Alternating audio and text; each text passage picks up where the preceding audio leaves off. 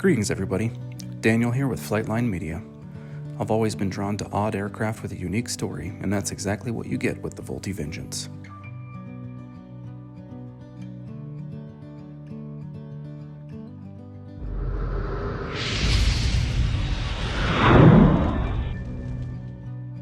The Vengeance began its life as an aircraft built for the French without a US government contract.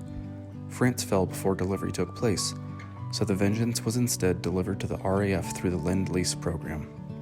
When the US entered the war, some were taken back and pressed into service in Army Air Corps training units as an advanced trainer. This kit, the Dora Wings 1/48 scale Vultee Vengeance Mk.II, known to the Air Corps as the A-31 or V-72 Vengeance, will be finished as an Air Corps trainer in July of 1943 prior to transfer of the aircraft to the Royal Australian Air Force. The Dora Wings kit, although injection molded, is closer to a limited run kit than a mainstream kit. Each part requires attention, and it requires you to be a modeler rather than an assembler. Construction began in the highly visible cockpit, with very detailed pieces, including multi-part seats, coming together to form the crew compartment and bomb bay.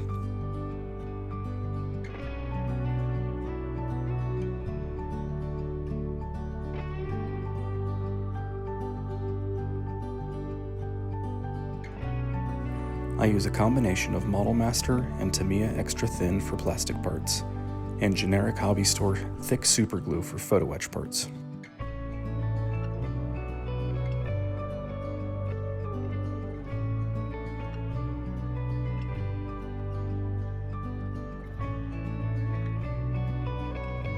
Being a sort of short-run kit, parts preparation is key as the locating position of parts isn't always as refined as mainstream kits. Here, I'm assembling the delicate rear gunner's seat, complete with kit-supplied Photo-Etch pulleys.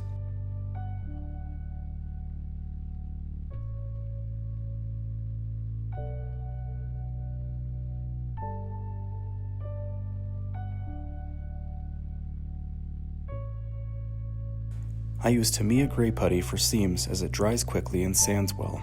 Here, I'm filling seams on the multi-part seats.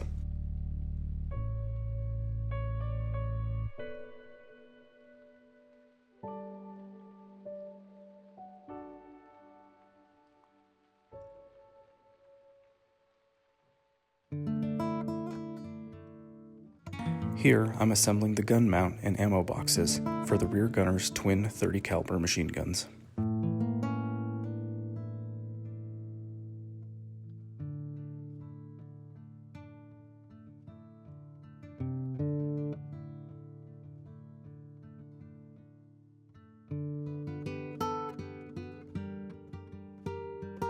I typically airbrush Vallejo Model Air through my Iwata Eclipse airbrush at a ratio of 8:1 paint to thinner.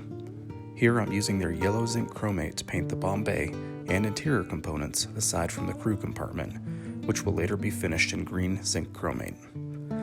Vallejo has a great color range and they airbrush fine, but the paint is extremely fragile.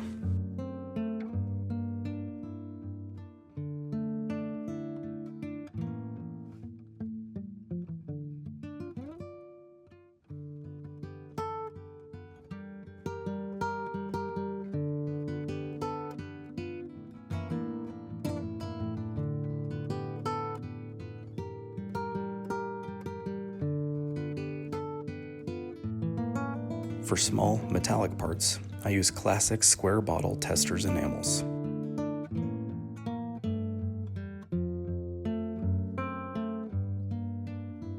Here, the wings come together with a combination of plastic and photo-etched bulkheads.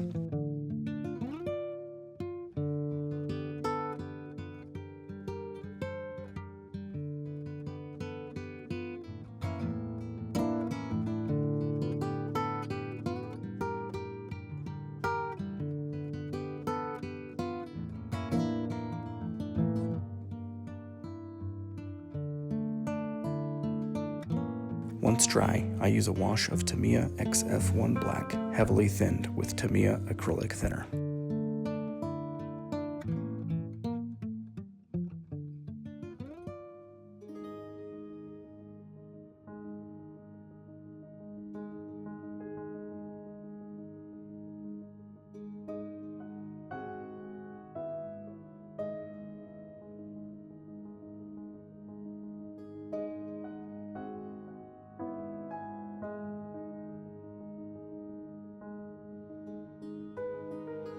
Vallejo interior green being laid down in the crew compartments. I'll later pick out individual details with a combination of acrylics and enamels depending on color needed.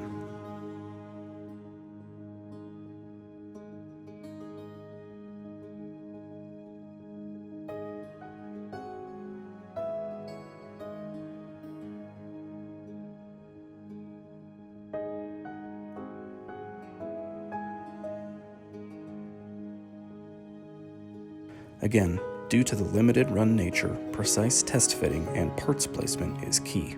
Measure twice, cut once.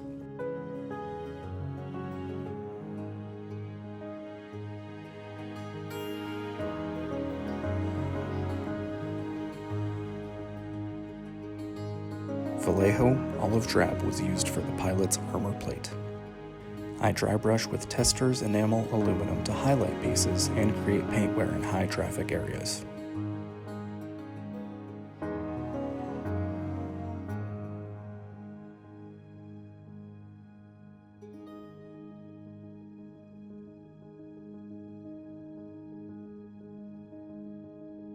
Here I'm using Eduard's excellent steel line of pre-painted seatbelts. They're delightfully flexible and adhere well with superglue.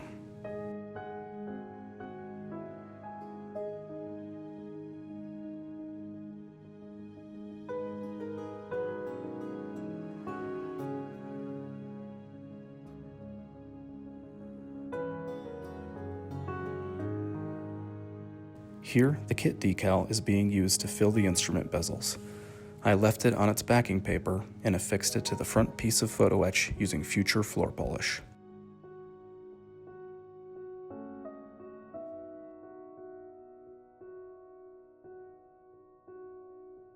Small Photo-Etch parts round out the cockpit and make it more alive.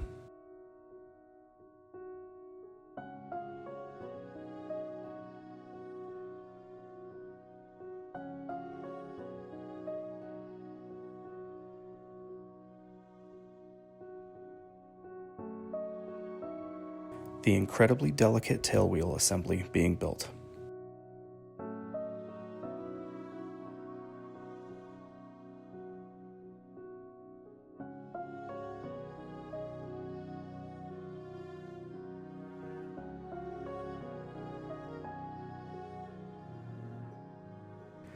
Tamiya tape used to hold the fuselage pieces, which have no locating pins, in place while the glue sets.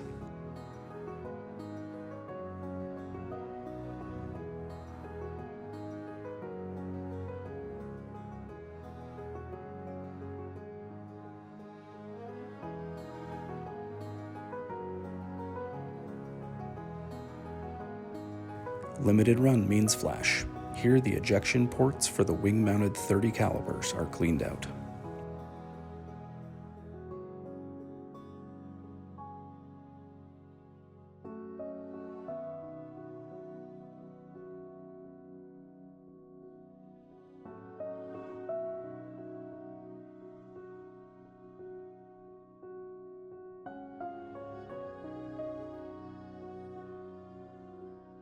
Tamiya putty to fill the gaps, using Tamiya tape to create smaller sanding areas. The detail on the Dora Wings kit is recessed, so not much risk of sanding it away.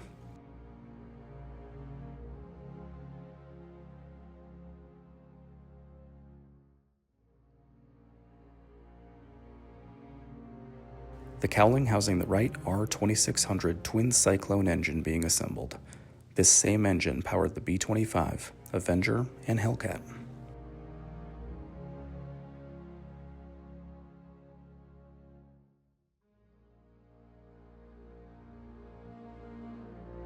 Superglue can be used to fill stubborn seams, but is more difficult to sand than putty.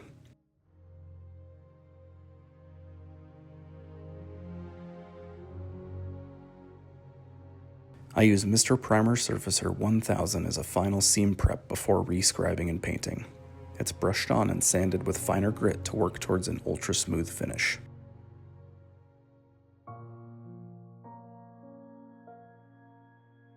I rescribe with a combination of number 11 blades, trumpeter riveting wheel, and a sewing needle chucked in a pin vise for single rivets. The wings are butt joined to the fuselage and affixed with tape to set the zero incidence wing of the Vengeance. This design allowed the Vengeance to dive without lift from the wing, pulling the aircraft off target. This gave the Royal Australian Air Force an extremely high bombing accuracy with the Vengeance. The canopies are dipped in future floor polish to help them shine and maintain their transparency. The canopies were by far the most difficult part of this build.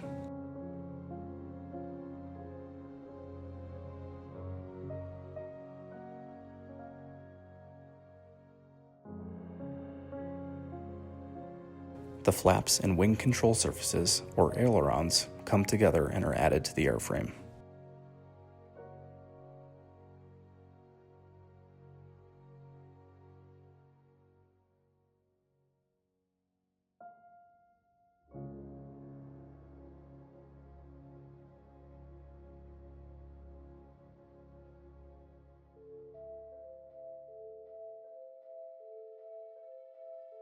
Likewise, the tail flying surfaces, or elevators, are assembled and installed.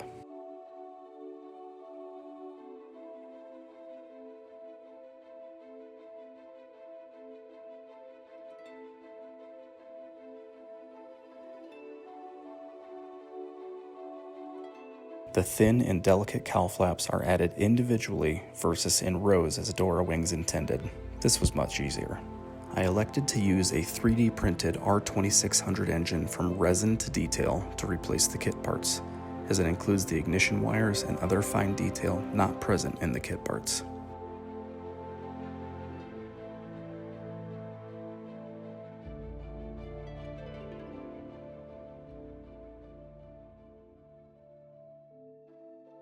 This necessitated a sheet styrene spacer to position the engine at the correct depth.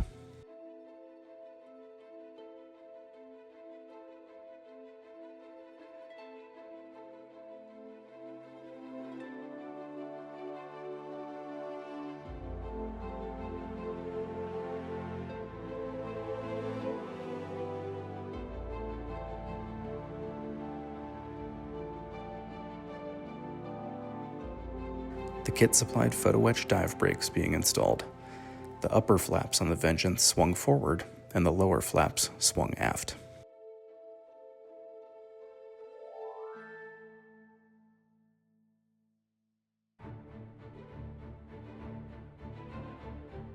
Masking finally taking place before paint to bring the Vengeance to life.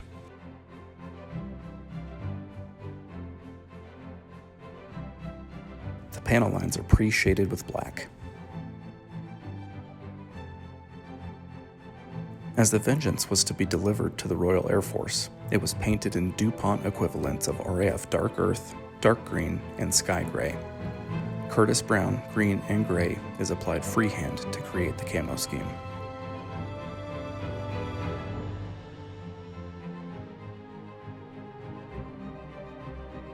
Shout out to my friend Chris Savaglia, who is a wizard with his silhouette to create custom masks for me.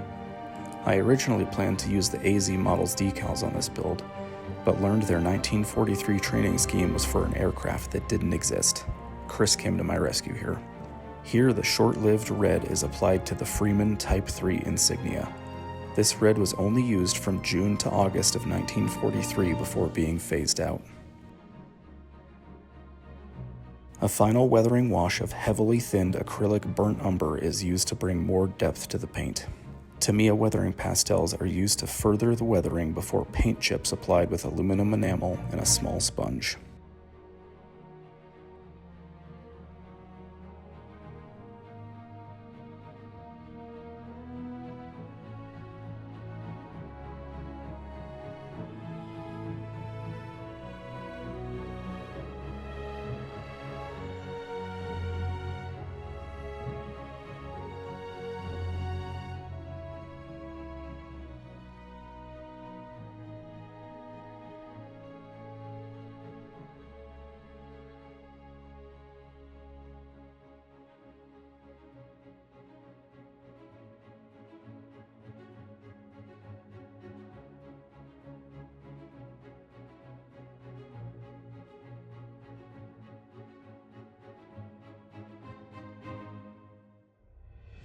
Final assembly of the bomb load, landing gear, and bomb bay doors to round out the project.